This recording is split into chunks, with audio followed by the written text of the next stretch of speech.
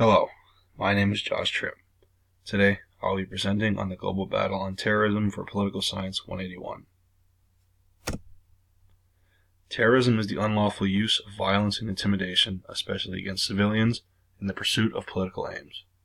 Groups or individuals commit violent, extreme acts to hurt innocents. Examples: ISIS, Al-Qaeda. ISIS, also known as the Islamic State of Iraq and Syria. They are a jihadist group that mainly operates in Iraq and Syria, such as the name suggests. Their main goal is to create a true Islamic state that is run under Sharia law. Sharia law is the divine law that must be followed in Islam as the Quran tells it. ISIS is a very brutal and aggressive terrorist organization and are known for their beheadings that they post on the internet. Along with beheadings, they are known to kill all who oppose them very swiftly and without remorse. In 2014, ISIS pushed Iraqi forces out of many key cities in western Iraq, and it was not until late last year and early this year that they were pushed out of those cities. They have also been a player in the Syrian civil war, using the conflict as an opportunity to absorb land into their pure Islamic state. The second is Al-Qaeda. Known all over the world because of their attacks on the World Trade Center on 9/11. They are a militant, multinational terrorist organization that has been around since the 90s. It was founded by Osama bin Laden and a group of other men. These other men fought against the Soviets in the 80s when they invaded Afghanistan, so they were already skilled in guerrilla warfare and fighting a much larger foe. After the 9/11 attacks, the U.S. invaded Afghanistan to kick out the Taliban, who were protecting Al-Qaeda. I will get into detail on that later. These terrorist organizations have many different ways in achieving their goals. Mainly, they use firearms, knives, bombs, or vehicles. The firearms are AK-47 type rifles, PKM type machine guns, RPGs. They also use bladed weapons such as knives, machetes, and kopeshes. Suicide bombings are also a big scare tactic these organizations use and are unfortunately very effective. The vest can be packed with as much explosives as can be carried and detonated in a large, crowded area.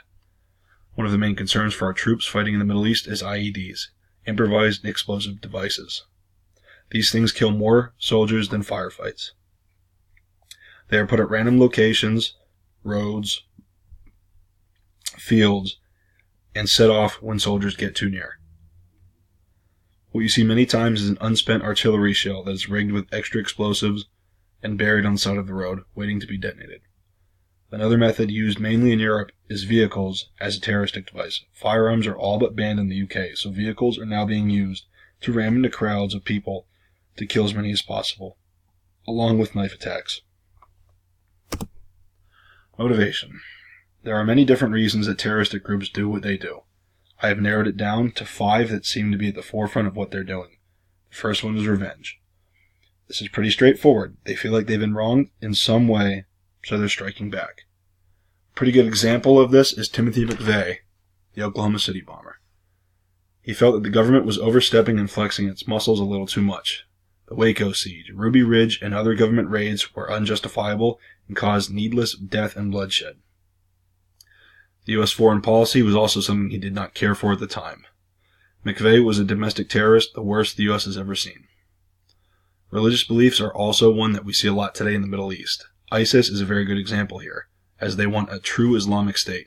They believe they must kill and drive out all non-Muslims, or infidels as they call them. Financial stability is not one you would typically think of for terrorists, but it is one. They are compensated very well for joining bigger groups. The fourth one is pretty general and goes with everything else, is hate. If they don't like you, they got the money that they do, they're going to come after you and do what they do. Political influence is what some believe to be the main reason for terrorism. They want people in office that will protect their organizations from foreign powers and financially support them under the table, so they kill any who oppose them in the political arena. Terrorism today. Terrorism today has unfortunately become something we see in the news all the time.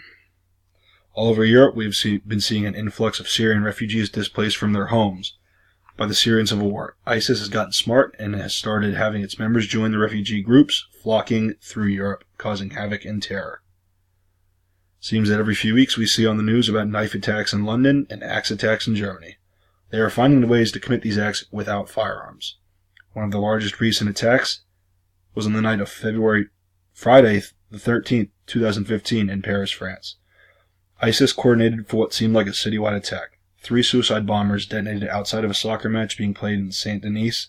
Not long after this, members of ISIS started mass shootings all around the city, along with more suicide bombings.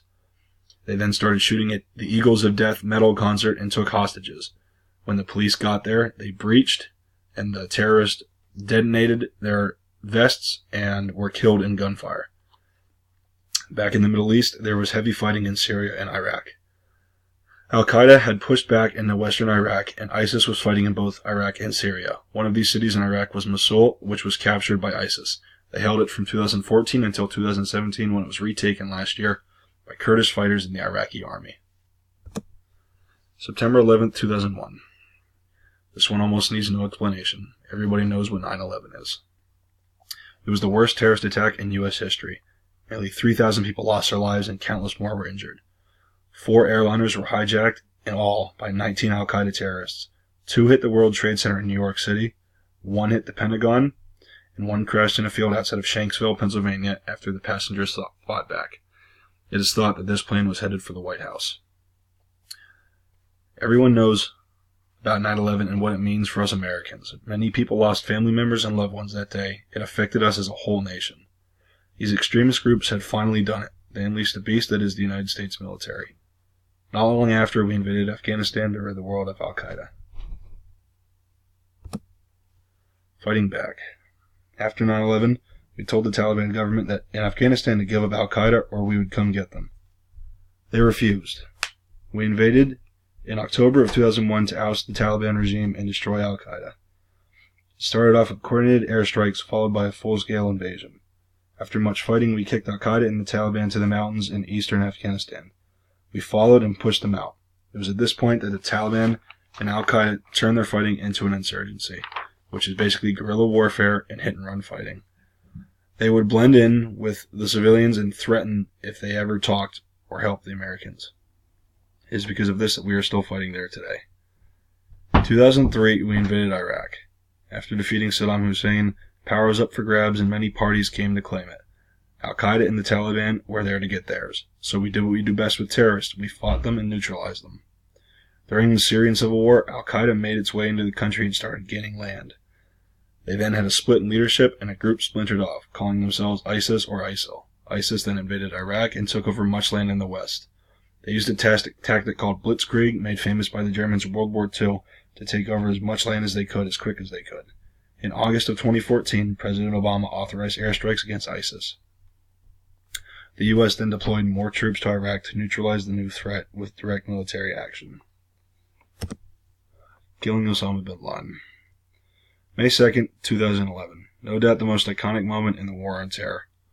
SEAL Team 6 took part in Operation Neptune Spear to kill or capture Osama bin Laden. From everything I'm read, it was labeled a capture or kill mission, but everyone knew what was going to happen. We were finally going to kill the most wanted man in the world. 24 Navy SEALs took 2 modified Black Hawk helicopters into Pakistan to complete their mission. It was a CIA-led mission, and technically the SEALs worked for the CIA for the duration of it. When they arrived at the compound, one of the Blackhawks crashed and had to be scuttled. The SEALs then breached the house and killed bin Laden in the third floor bedroom. 2 shots to the head, 1 to the torso. They also recovered a lot of valuable intelligence from hard drives and file cabinets on the second floor of the house. Geronimo was the VIP's call sign, and when it went out over the radio, everyone cheered. Terrorism is a very real threat in everyday life. It is very unpredictable. No matter what the world does, there will always be this threat. But, as long as this threat is present, so will the swift and furious response by nations all around the globe. We will continue to beat them back like the vermin horde they are.